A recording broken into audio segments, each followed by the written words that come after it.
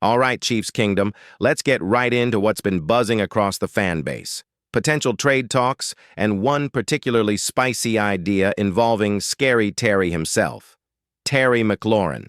Now, Terry is still with the Commanders as of this moment, and let's be honest, the guy's been producing at a high level despite playing with a rotating door of subpar quarterbacks. We're talking about a receiver who consistently hits the 1,000-yard mark and still hasn't had a truly elite QB throwing his way, so imagine what he could do catching passes from Patrick Mahomes. But here's the catch, literally and financially. If Kansas City wanted to trade for McLaurin, they'd likely have to cough up a second-round pick. That's already a high price, but it doesn't stop there. You'd also need to pay him big time. He's nearing the end of his current deal and is looking to get paid. We're talking top 10 receiver money. Now ask yourself this, is that price tag worth it for a team that already has Rashee Rice, Xavier Worthy, Hollywood Brown, and Travis Kelce? Here's where you come in. Would you give up a second-round pick and a major contract to land McLaurin? Hit the comments and let us know what you'd do if you were Brett Veach. This is your chance to play GM. Now, switching gears, let's talk backfield. A fan recently asked if we could see a combo of Isaiah Pacheco and Bryce Smith in every game. And you know what? That's not as far-fetched as it sounds. Smith's skill set as a pass catcher with physicality offers a change of pace next to the bulldozing Pacheco. Thunder and lightning, anyone?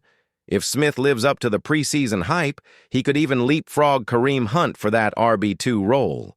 So yes, it's very possible we see them sharing the field often. Maybe not every down, but certainly enough to keep defenses guessing. Here's a quick poll for you in the comments. Would a Pacheco-Smith combo keep defensive coordinators up at night? Yes or no?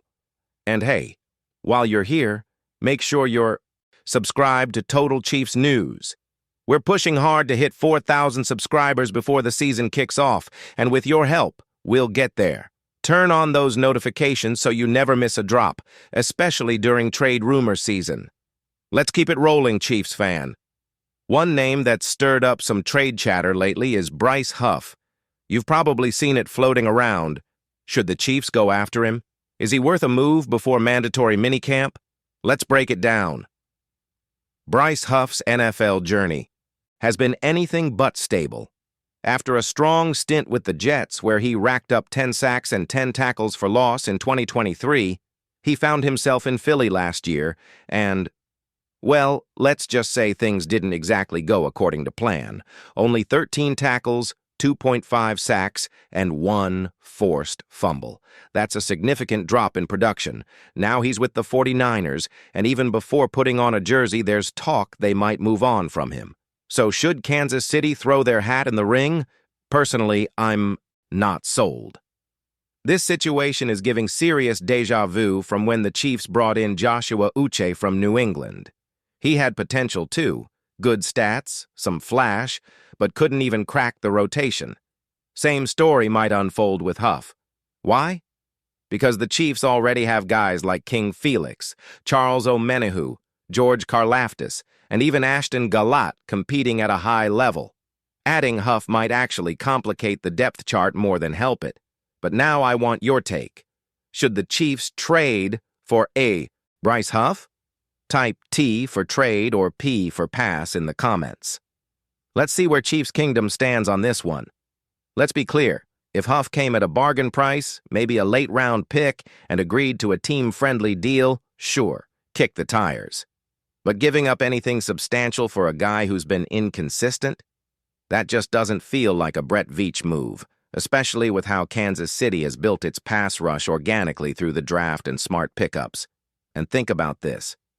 Felix Anudike Uzoma is still developing, and Ashton Galat is itching for reps.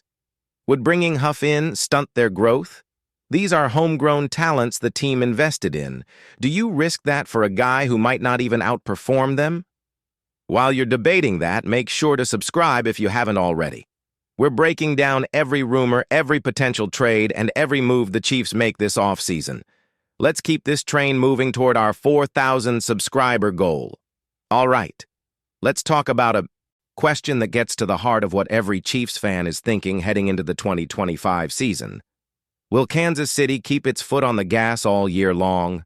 Now, if you rewind to the early days of this dynasty, the Chiefs were bulldozing teams, blowout after blowout. That offense was relentless, but over the past couple of seasons, things started to feel different. Games got tighter. The offense looked more conservative. And sure, critics called it regression, but fans like us know better. It was Andy Reid playing chess while everyone else was stuck on checkers. Reid didn't want to show his cards. He was holding back, staying vanilla in the regular season, keeping the big plays in his back pocket for when it mattered most, January and February. But here's what's exciting. This season, that might change. Why? Because the talent on this offense is undeniable. Rashee Rice, Xavier Worthy, Marquise Hollywood Brown, Travis Kelce, Noah Gray, Jalen Royals, and even Juju's back in the mix. Then you've got Pacheco pounding the rock and Bryce Smith flashing that upside. This group is fast, deep, and more balanced than it's been in years. Honestly, even if the offense stays vanilla, how do you stop that many weapons? That's the crazy part. It might not matter if Reid holds back, because this unit could still overwhelm defenses on sheer talent alone. Let me ask you this. Do you think the Chiefs will blow out more teams this season than they did in 2024? Drop a yes or no in the comments. I want to hear from the real fans who see this team for what it is, a sleeping juggernaut that's about to wake up.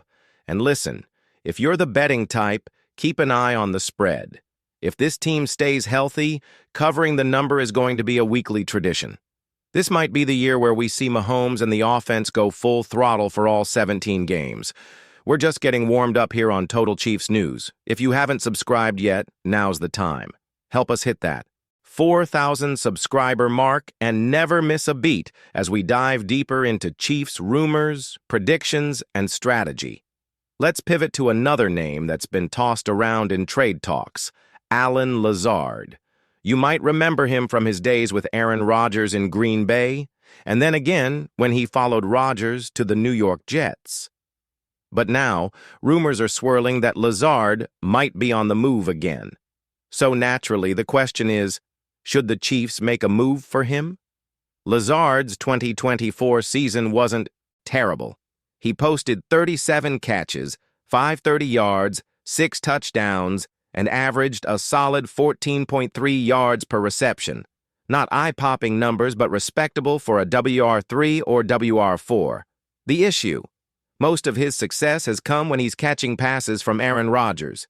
Without him, Lazard's numbers and his overall impact seem to dip. That's why a lot of people are skeptical, and I get it. If he's not producing without Rodgers, what would he really bring to Kansas City? Would he even make the rotation? Let's think. About the current WR room: Rashee Rice, Xavier Worthy, Hollywood Brown, Jalen Royals, Justin Watson, and even some sleeper picks in camp. That's already a crowded group, and Lazard isn't exactly a slot guy or a burner. He's a big-body possession receiver. Useful? Sure. But necessary? That's where it gets murky. I'll throw the question to you. Should the Chiefs trade for Allen Lazard? Type Y for yes or N for no in the comments. Let's get a feel for what Chiefs Kingdom is thinking. Now, I will say this.